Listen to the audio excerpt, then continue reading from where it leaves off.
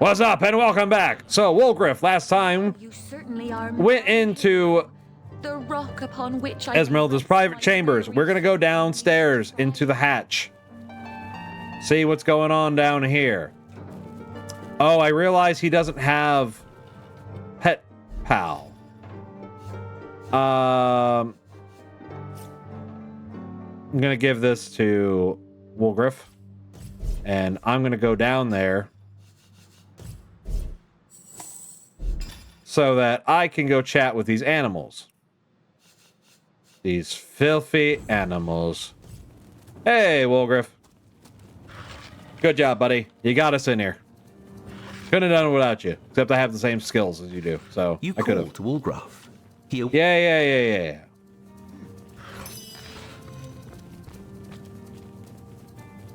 A Bhutan behind this port. That's what that did.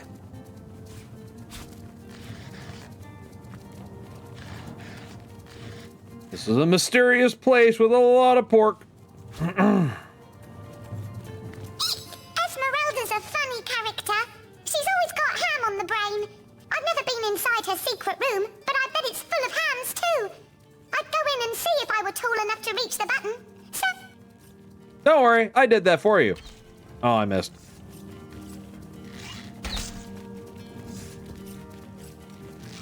Death is its own deliverance!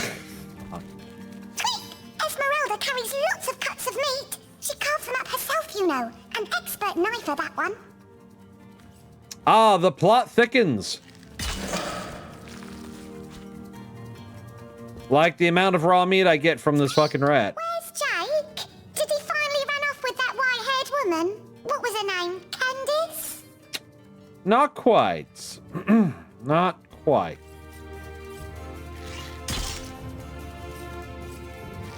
Meet your demise!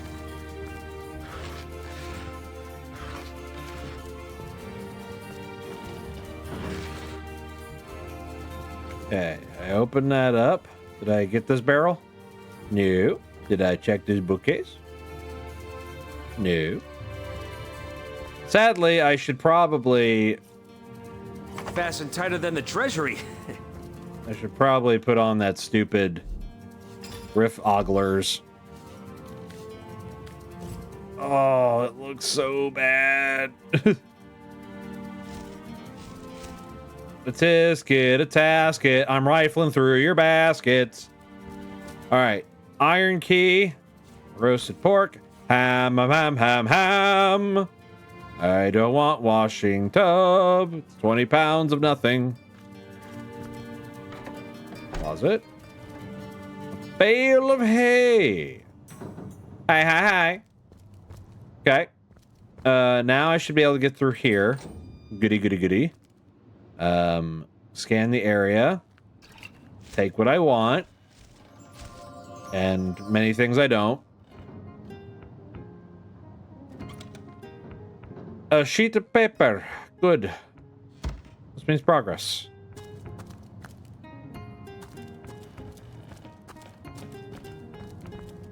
I think I have examined all the items in this part. But let's venture into here. Secret storage. Oh, all this gold. It's a beautiful thing. Beautiful. I'm gonna sell it. And use it to gain influence.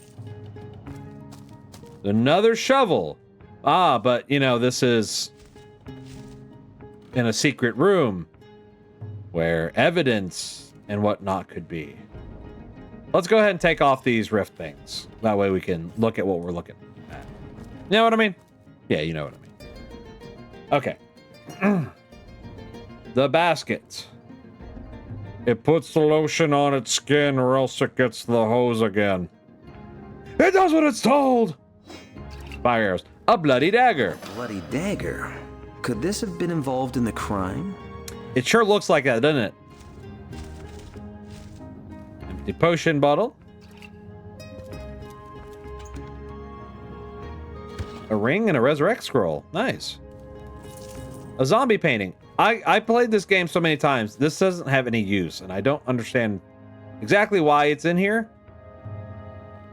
but it is in here, so cool. In fact, can I look at it? No. It's probably for something. Okay. Well, I think we've seen all we need to here, buddy. He's... What? You call to Wolgraf. He awaits your Yeah? queries. He's... What do you mean he's out of range? He's right here. It doesn't... What? I think it's bugging out a little bit.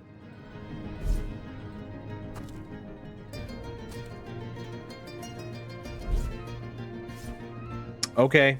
Well...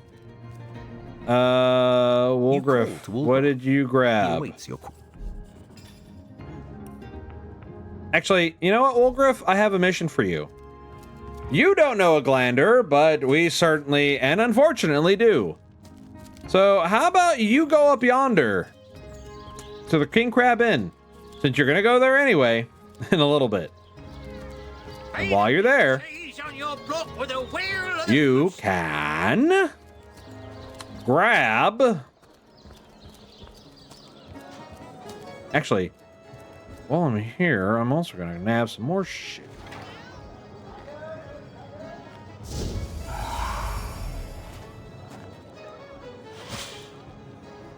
Bottle of water, that was not what I expected to find here. Come now, Alistair. Surely you've met Painting. once or twice. Ha! The closest I've come to. More paintings, because they're worth a lot. Careful now. Your head's grown more swollen than saffrons, I dare It's so say. wild that this is what the best way to get money is in this fucking game. Just keep nabbing it off walls and whatnot. Oh yeah, we need to go back to the room as well so that we can investigate properly. Hello, Aglander. You don't know me, and I'm glad you don't.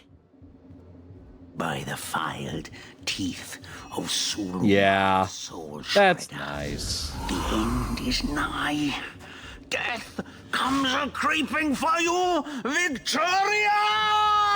That. Thank you. And fuck your beer. You don't get to have it. No, that's it. It's gone. Soon the last will be beaten. All the riches in the world I take from ye. Grog, the torturer. All hail Grog. All hail his hot-steeled instruments. Nope, nope, nope, nope. You saw nothing. I am not actually here. Don't mind me. By the filed teeth of Suluma Soul Wait. Comes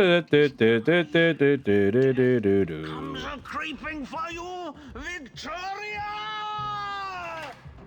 That man will scream to the end of his days. Oh. Well, I don't want to keep you guys too much longer. Can I steal the painting? I did. I am such a good guy. Well, while you're here, buddy, why don't you go grab some shit from the room? Painting of a woman? Chest, what's in here? Letter from the Duke of Ferrol. Inert pillow. Stone. Inert pillow. We're taking these things from the crime scene for evidence.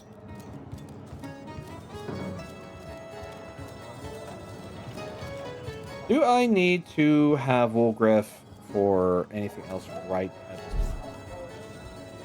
Wolgraf has the pyramid, so let's send that to Tell me, Kaya. Alistair, have you ever had the fortune of Still have my challenging lockpicks, the fabled but wizard? I'm gonna send them back to Hunter's him. Edge? You know what? I probably should hang on to those, actually.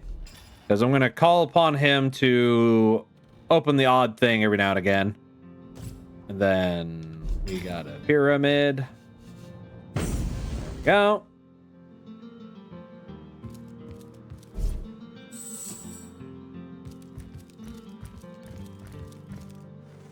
Okay. Good, good. We've made some progress here. Hey, Patty Cake, Volume 3. Ho hum. Ho hum. So, the thing about crafting recipes, and I am collecting the books, but will I use them? That is something I will determine later. Because when you learn from those books, you get a lot of unnecessary recipes that just really slow you down when you're trying to just scan through things. All right. So the latest stuff we got. Let's give this to It's Osborne. official. The Duke of Farrell is the worst poet in The Rivendell. bloody In amulet, his defense, Flanders not much Inchi, rhymes with murder. which I think he's got a A book about setting up chest in the basement of the inn Esmeralda has interesting taste in for literature. whatever reason. Whatever happened to that troop of eager imbeciles we sent to the northern cave? Do I Let's seem take a to gander at what we just myself gained. with such things? All right, smelly headband. Cool. The perfect murder. Ooh. And it won't be lying. Kicking another's bucket. Planning the perfect murder by M.R. Giggles. Winner of the Assassin's Guild Brass Knuckle Award. Preface. So you have determined to take a life. My sincerest congratulations. Savor this moment, friends. Taste the sweetness of the feeling that grows in your belly. Soon you will have sent a soul flying into the ether. Your hand alone will have caused the fabric of existence to have undergone a permanent and undeniable change. Tell me, You are preparing to undertake the most exquisite endeavor of your life, and you'd be remiss not to luxuriate in every surrounding moment. Chapter the first. Selecting your target. There are several questions to consider when determining which life is best to seize. The following are but a few to consider. secrets, the likes of which Is the head of your intended victim sufficiently round and symmetrical to make an impressive mounted trophy? Does he or she have hair of sufficient length and health to spin into a lovely yarn for darning socks or throwing rugs? Will his or her hide provide for supple shoes, bags, and belts of a color that suits your eyes? Chapter the second. Choosing a modus operandi. Selecting the method with which to carve, strangle, or pierce your victim is in itself more a matter of art and of soul than of fact and science. Arrows are fine for supportive types. A dagger turns the carpet red as Valentine. saffrons, I dare As a Valentine. Suffocation behoves lovers and mothers. Poison complements a bitter heart. In the end, select the method you believe best accomplishes the moral and spiritual effects you desire. Oh, there's more. Chapter the third. Execution. The most important and delectable step in any murder, dear reader, is the moment of execution. By this, I do not mean the brute force of the violence, if a violent method you have chosen, or the interim, ever agonizing, between the administration of poison and the first sign of its effect. When you realize that No, the moment to which I refer is that precise event when life flees from the victim and the eyes transfigure, light to dark, flashing to still, bright to dumb. This is the holy minute, the minute when the act materializes, complete, no longer planned or attempted, but complete. This is the moment during which you write your name in the sky, for you have done something that, like the stars, cannot be undone. Alistair, have you ever Chapter had 4, the trouble afterglow. challenging the fabled wizard? Now, the moments after the execution are hardly the time to worry about practicalities. No! This is your time to quietly reflect, to enjoy your transformed self, your transformed place within the cosmos. Make yourself a cup of tea, if you please, or light a pipe. The details can wait. When you find yourself fully refreshed, you might consider what to do with the once person who remains. You must now intern or preserve, as is your pleasure. The easiest and most classical means of disposal is, of course, to bury the remains, but think long and hard about precisely which remains to bury. The civilized among us know full well that waste is a sure sin. So if there is yet some function that may be wrought from the once person's remains, it is imperative that you do so. Might not a family of beggars appreciate a meaty rack of ribs? Might not a local tanner, down on his luck, thank you for a length of virgin leather? Do you not deserve some special token, a keepsake for your labors? Once these matters have been attended to, you might concern yourself with removing the dregs of your efforts from your sight. A freshly rained upon bog is ideal, though a freshly dug grave in your local cemetery will hardly notice a bit of additional rubbish tucked in below the intended casket. Eager imbeciles we Epilogue. send to the northern If you have successfully completed your endeavor, you might find yourself wondering after and planning for the next. This is natural and desirable result of executing, as you have learned, the perfect murder. The author wishes you luck and satisfaction as you explore your newfound passion. Remember, until you've reached a dozen, you've hardly scratched the surface. Words to live by, isn't it? Now let's see what the Duke of Ferrol has to say. Dearest Esme, your lips are red as emeralds. Your hair is black as birch. Your love is like cholesterol. And oh, my heart, it hurts. I want to hold you in my arms and stroke your little head. And all this would be easier if Counselor Jake were dead. Forever yours, the D of F. They say he's privy to. Do you remember I have a D? Do you want to see it again? Which I doubt you could even. No? Old Damn. friend. I was banking on that. Ooh, a lore master. I don't know if that's me. Either me or Kaya. One of the two. Actually, Bear Daughter's got a point, but I'm not with Bear Daughter right now. I mean, I am. I'm not at the same time. She's hanging out in the same inn. We all are. Earth and fire resistance. Come now, Alistair. Surely you've met your match once or twice. We've read that book. Okay. Now, I won't read every single book in the game for you guys, but, you know, I'll read the stuff that I think is kind of interesting, or if I can remember which stuff is the interesting stuff. Because after all, you know, like, it's an RPG. You gotta, one, know the lore. It makes the world a lot more interesting. And two, most importantly, if you don't read certain books, you don't get certain quest triggers. Your character won't know shit. You gotta do it. Cracking up a crowd, the definitive guide. Much like making love, comedy requires equal parts passion and delivery.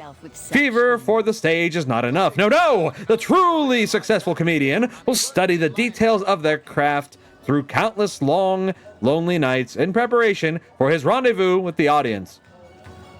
Compiled within this volume are some of Rivellon's finest funnies, enough to make a granite statue grin. During a dwarven funeral, the bearers of the casket accidentally bump into a wall and hear a faint moan. They open the casket and find out that the dwarven woman inside is actually alive. The entire funeral party rejoices, and a joyful tear springs into her husband's eye. The dwarven lady lives for 10 more years and then dies. There is another funeral for her. At the end of the service, the bearers carry out the casket. As they are walking out, the husband cries out, "Watch out for the wall!" Old friend. I like it. Oh, this one I think is my favorite in this book. An elf and an orc show up in the Hall of Echoes at the same time. Hall of Echoes is basically like Valhalla in this universe, so that's what you should know for that. The orc says he froze to death, and the elf says he died of a heart attack. "How did that happen?" asked the orc. The elf replied, "Well, I came home and thought I heard my wife in bed with someone else. But when I searched the house, I couldn't find anybody. I was so stricken with remorse for wrongly accusing my wife of an infidelity, I had a heart attack and died on the spot." "Jeez," said the orc. "If you'd opened the icebox, we'd both be alive right now."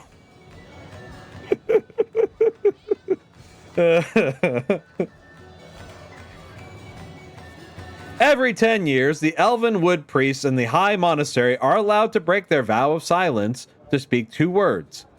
10 years go by, and it's one priest's first chance. He thinks for a second before saying, "Food bad." Whatever happened 10 years later, he says, "Bed hard." to the Northern Cave? It's the big day. A decade later, he gives the head priest a long stare and says, "I quit." You realize that reward "I'm not surprised," the elven high priest says. "You've been complaining ever since you got here."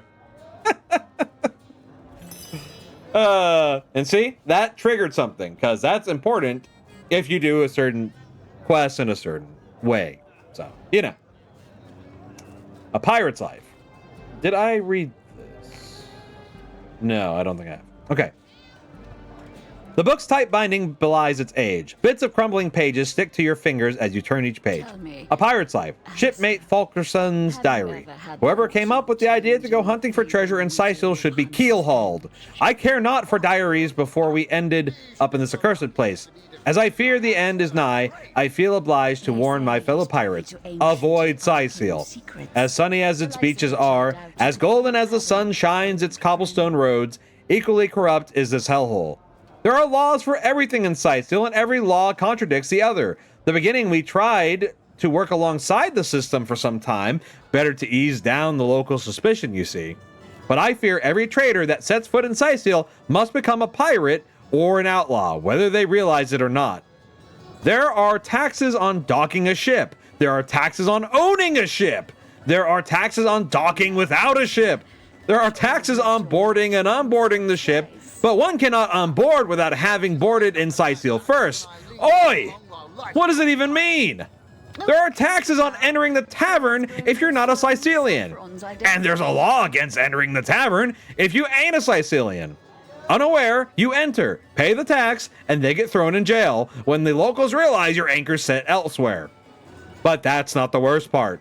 We came here looking for treasure.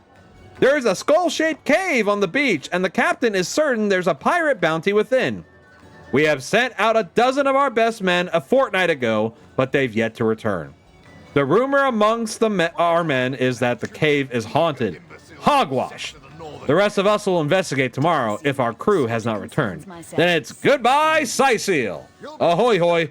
when you realize that reward money won't be I don't blame you, man.